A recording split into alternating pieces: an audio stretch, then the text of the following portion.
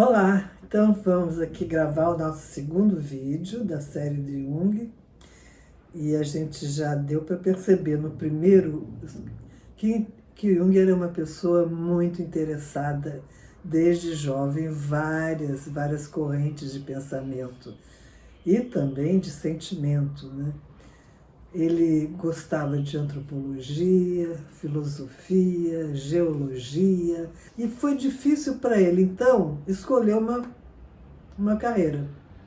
Mas ele, de tanto examinar, ele chegou à conclusão de que a medicina iria abranger tudo isso, porque ele reconhecia todos esses saberes na constituição do ser humano. O ser humano tem isso no seu, como na constituição do psiquismo humano. Então ele achou que medicina seria a escolha mais acertada para ele. E então, assim, para grande decepção dos seus professores, porque Jung era um aluno brilhante, ele escolhe a psiquiatria, que na época era uma disciplina quase que abandonada,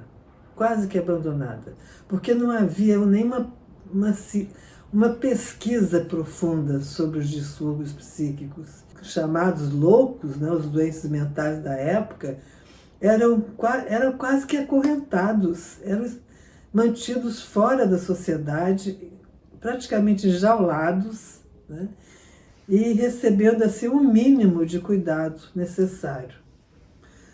E Jung escolhe exatamente isso. Isso foi ele entrou para a faculdade, não me lembro o ano, eu sei que ele se formou em 1900. Em 1900 ele saiu já formado com a escolha de psiquiatria e já tendo escrito a sua conclusão, a sua monografia de conclusão do curso sobre um caso de demência precoce, onde ele usou o que estava acontecendo com uma menina parente dele, acho que uma prima, que estava tendo visões. Ele foi lá pesquisar e escreveu a monografia dele sobre esse caso de demência precoce. Então ele vai ter acesso a trabalhar como psiquiatra no hospital psiquiátrico que havia em Basileia, e lá ele adota uma atitude diferente dos seus colegas. Ele adota a atitude de ouvir o louco falar, ouvir as alucinações, ouvir os delírios e escutar mesmo. Não pensar que aquilo era coisa de doido. Não, aquilo traz coisas interessantes. Ele via ali, ele descobriu ali símbolos que ele conhecia. Com a cultura que ele tinha, ele conhecia, ele se perguntava, mas como? Como que essas pessoas que estão aqui clausuradas, atendidas apenas das suas necessidades básicas para continuar vivas, elas têm conhecimento de tantos símbolos importantes que ele sabia que existia nos livros que ele estudava. E ele fica com essa curiosidade para mais tarde, então, ser uma das razões do fundamento do inconsciente coletivo. Mas então, nos primeiros anos de formado, Jung chegou às mãos de Jung o livro de Freud, que era a interpretação dos sonhos. E Jung se encantou pelo conhecimento que ele percebeu que Freud tinha e se organizou para ir visitá-lo. Ele, um recém-formado, vai visitar então o Dr. Freud, que já tinha uma clínica, que já tinha escrito livros sobre psiquismo, que era uma pessoa já importante e posicionada na vida profissional. Ele vai até Freud, e Freud o recebe e se encanta com aquele jovem. Esse primeiro encontro dura 13 horas de conversa entre esses dois gênios. E nessa amizade, né, e parceria que foi criada, Jung chegou a ser o presidente do Instituto de Psicanálise Internacional, que existia na época. Havia um grupo, né, de discípulos de Freud que estudavam e trabalhavam juntos, né? Mas, como Jung sempre teve, né, suas convicções, desde o momento que ele começou a estudar, trabalhar no hospital psiquiátrico, e ele sentia em Freud uma resistência muito grande por ideias diferentes das dele, e infelizmente teve que haver esse rompimento, né? Porque Jung, para continuar coerente com o que ele estava, com o que ele vivia, o que ele descobria, ele precisava dar continuidade a essa pesquisa dele. E Freud não aceitava. Freud, acho que como alguns inovadores, estava muito acirrado às ideias dele, né? E se sentia acuado quando Jung vinha com uma novidade, né? E Jung não, então precisou romper com ele. Os dois romperam.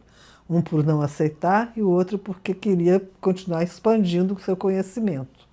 A noção de libido, né, foi a grande causadora desse rompimento, porque o Freud tinha a ideia da libido exclusivamente sexual e Jung não concordava.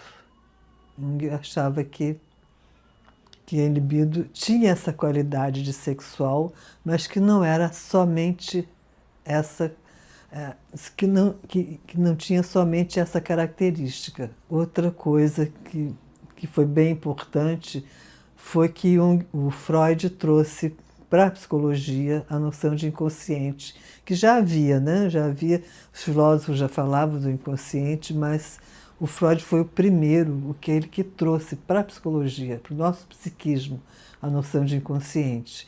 Ele dizia o seguinte, que o inconsciente, como é que ele descobriu? Né? Ele descobriu porque na clínica freudiana ele tratava de muitas mulheres que hoje em dia a gente chama de as histéricas de Freud.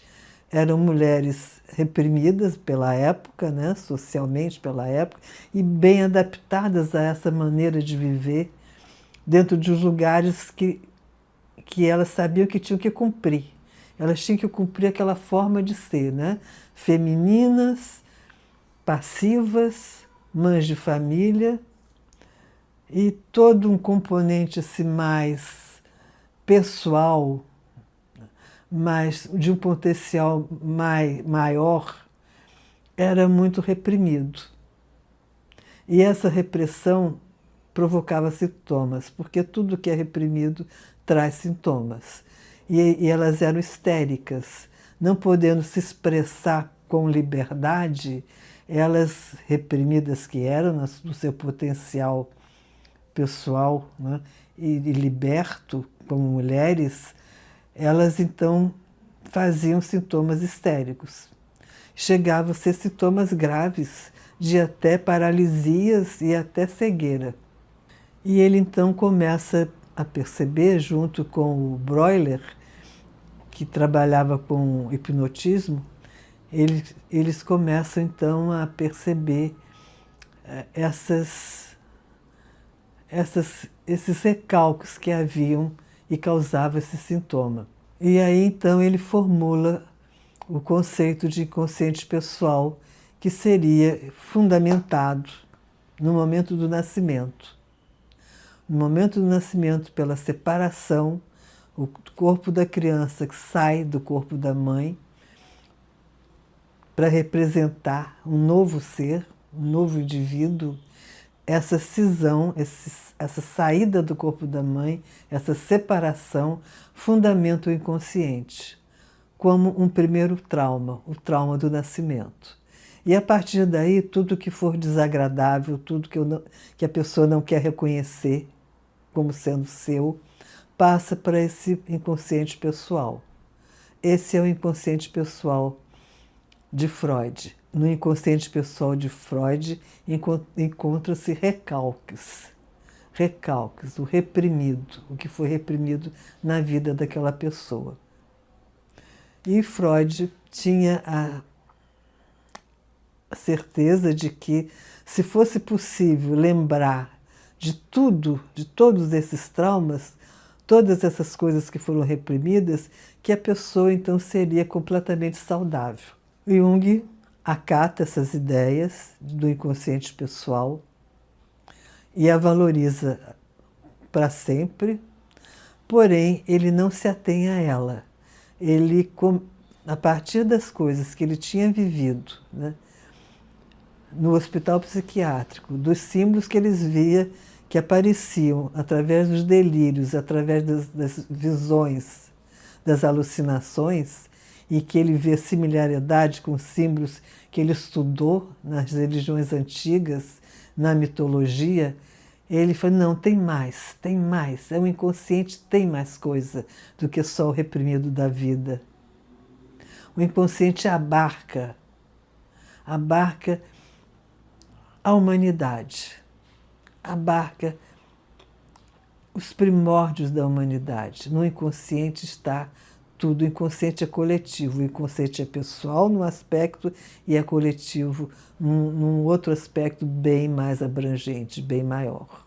E aí, a partir desse rompimento com Freud, né, ele vai então passar por um período muito difícil na sua vida, em que ele precisa, né, para ser coerente com ele mesmo, ele precisa dessa separação, mas ele ainda era um jovem, né, e ainda não tinha a teoria dele.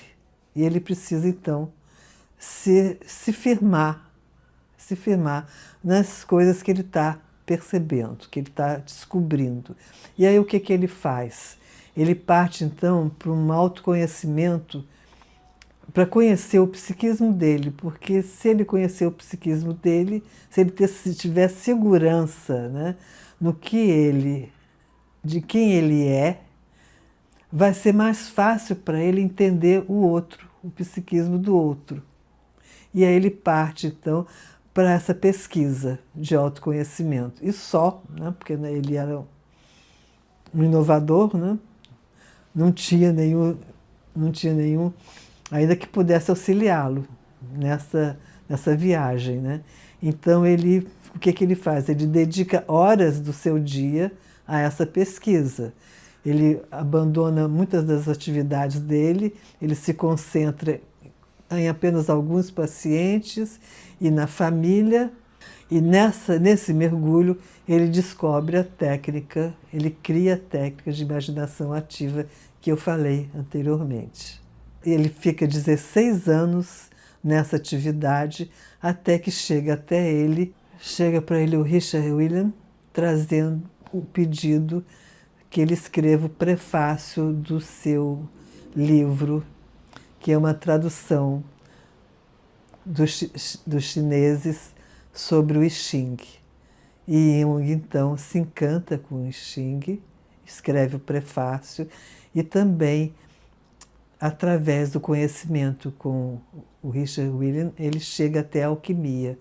E a alquimia é um estudo que vai absorver o Jung e atraí-lo para então poder sair do que ele escreveu até então no Livro Vermelho, que já está bem completo, depois de 16 anos, né? Que, aliás, ele começou a escrever livros negros. E dos livros negros foi para o Livro Vermelho, para mais tarde ser editado, mas não tinha prazo para essa edição.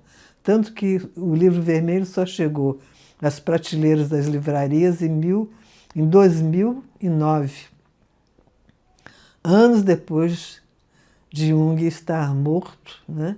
E em posse da família dele, dentro de um cofre no Banco Suíço. O japonês, né, o Sandasani, é que foi lá e corajosamente conseguiu para nós esse benefício, né, de ter para nós esse livro tão importante para todos nós junguianos, o Livro Vermelho. Bom, então, voltando, né, para a história do Jung, ele abandona então o Livro Vermelho e parte então para esse estudo profundo dos textos alquímicos e vai em busca de textos riquíssimos, antigos. Ele vai pesquisar isso aí e fica. E daí nasce vários livros dele, vários livros. E é isso, né? É isso que eu tenho vontade de falar, né? Dessa pessoa humana, Jung. Que bom, né? Que tivemos ela aqui nesse nosso planeta, fazendo parte da nossa humanidade. E quanta coisa boa ele deixou para nós, para a gente poder fazer o nosso trabalho também, né? De autoconhecimento e de chegar a uma boa transformação de nós mesmos, né? Poder, então, fazer uma vida boa, melhor, digna.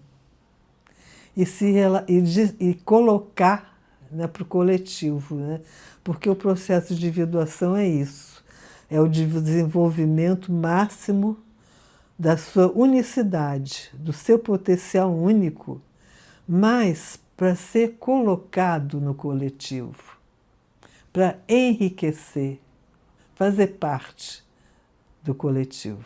Isso é o processo de individuação, não é individualismo. E assim eu deixo com vocês essa pequenos vídeos desse homem que conviveu, que viveu entre nós. Assim, meu até logo, né? Porque esses vídeos foram em comemoração, aconteceram em comemoração dos 150 anos desse homem que conviveu entre nós e que deixou para nós essa riqueza. Espero que vocês tenham gostado e deixo com vocês um grande abraço.